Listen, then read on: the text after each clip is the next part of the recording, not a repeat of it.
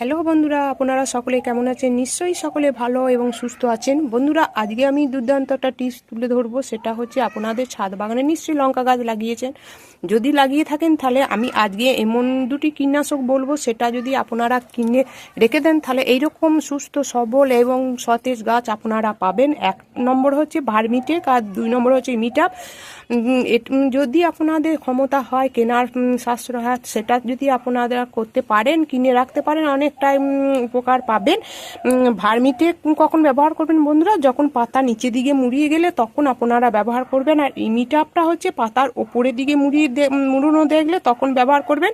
এবং কতটা পরিমাণে ব্যবহার করবেন? 1 মিলি 1 লিটার জলে মিক্স করে পুরো গাছে আপনারা সকাল কিংবা বিকালে আপনারা এটা স্প্রে করে দেবেন। দেখবেন এইরকম সুস্থ সবল গাছ আপনারা পেয়ে যাবেন, রোগমুক্ত, একবারে রোগমুক্ত। কোনো রকম লঙ্কা গাছের সমস্যা থাকবে না। লঙ্কা গাছে এই একটাই